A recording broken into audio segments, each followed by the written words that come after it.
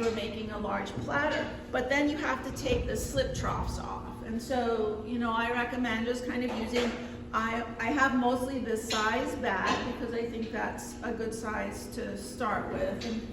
And every now and then I buy more of them. They're just expensive.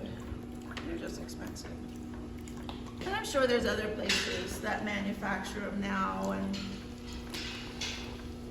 so let's get this centered up just like you normally would. And so you can hear that kind of rocking a little bit. So you just kind of ignore it.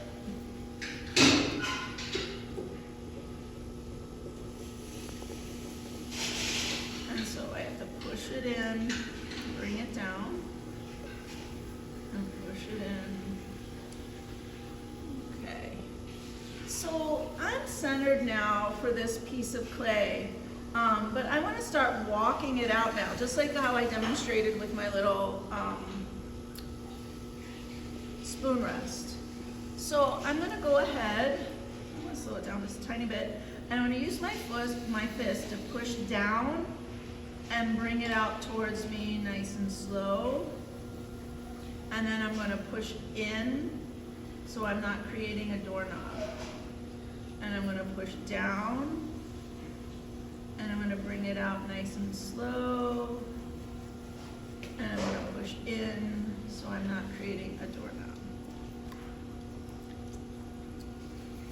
Now recently on all of those websites I've been seeing all sorts of fancy tricks that people are doing, and at the end of the day they're not doing anything that I'm not doing here with my fist. I saw somebody do this with a stick recently, and so the thing that you have to do is understand you have to get used to how you have to hold the stick so it doesn't go flying out of your hands. So, you know, there's always that other part of it, is that the person on the video might make it look simple, but you have to make sure you're holding on to it.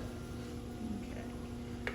So here is my 2-pound piece of, well, no, this is my 3-pound piece of clay, and I'm not going to go any lower than this. So I have a good inch of clay on my my bat here, and now what I need to do is open it. So we're always shooting it ultimately for 1/4 of an inch. So when I open this up, I'm going to leave it thick enough so I have enough to trim, so I know I'm going to open it up so I have at least a 1/2 inch of clay. So again, I'm going to go ahead and use my finger, and I'm going to push straight down in, and I'm going to slowly bring it out towards me. I find that it's really difficult to open nice and flat going this way, and so I always open it this way. And you might see that other people, if you watch some of those videos, might even open vessels this way.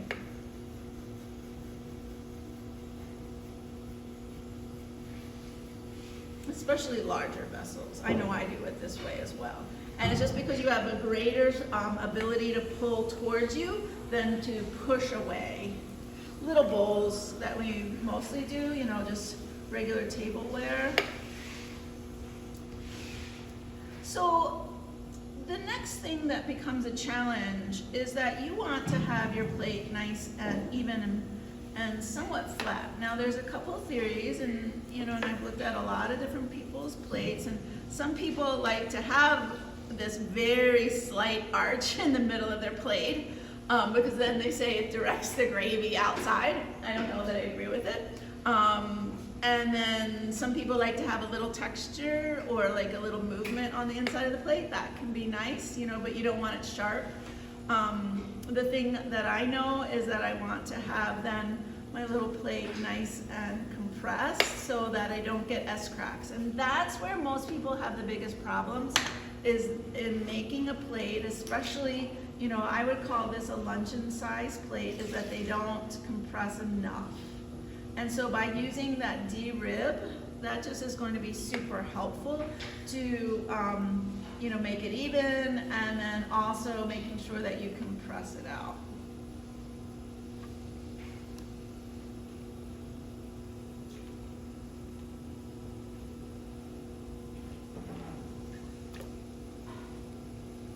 And so we're just compressing it out to where my rim area is going to be.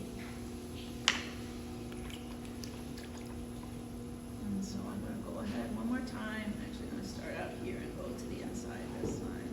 Just trying to level it out and really nice and compress. You don't want your plates to get all wavy.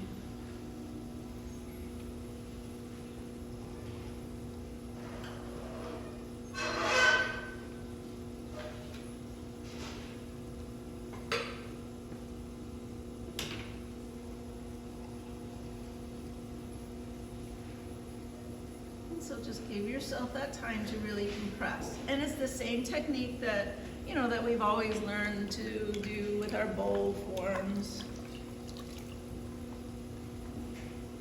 It's been a long time since I've thrown the terracotta clay, and one of the main difference with the terracotta clay is that there's so many fine particles of clay that my sponge gets really goopy pretty quickly.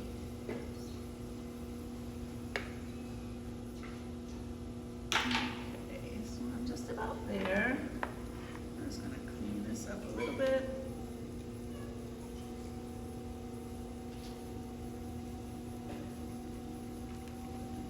Right like that.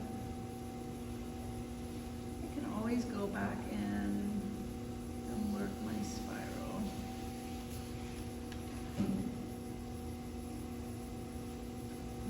Okay.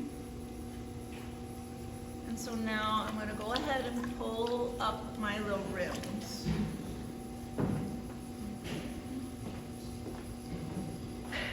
And so just like we always would, this is my outside area, so I'm pushing in on the bottom, and I'm just going to help coax it up.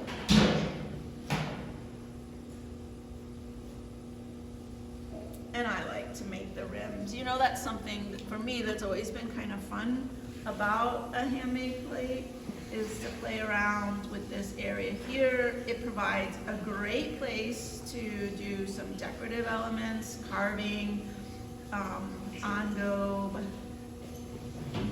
It also allows your plate to have a second helping because it has a little height to it. Nothing's gonna fall off it.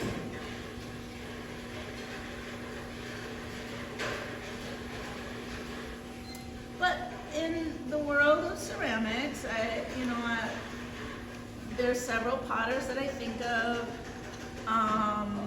Michael Klein, for example, he's an amazing thrower, a potter's potter, but he makes a lot of his plates by using slabs, and then he will even throw or hand build the foot onto it. So I know that with many ceramic artists, there's not one way, but you know, some of them might prefer the way that a plate winds up at the end on the wheel, and some of them prefers maybe the way that the plate winds up. When they throw it, when they hand build it.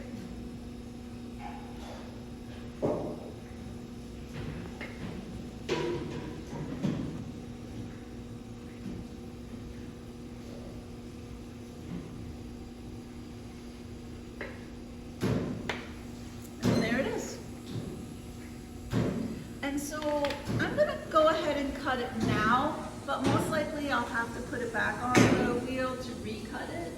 And it's only because since it's so wet and it's going to sit on the back until I see you on Thursday, it can attach itself. Now this part can be really tricky because the troughs can get in the way, but also you want to make sure that you are holding it super tight and really flat down.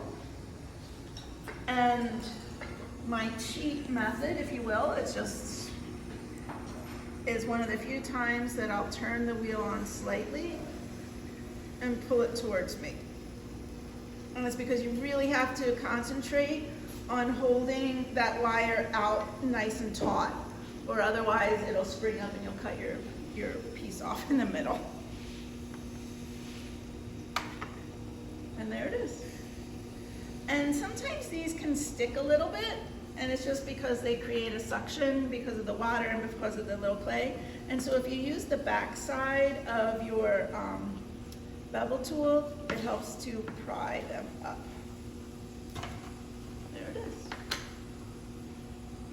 Is that good, Chris? I share them with my parents.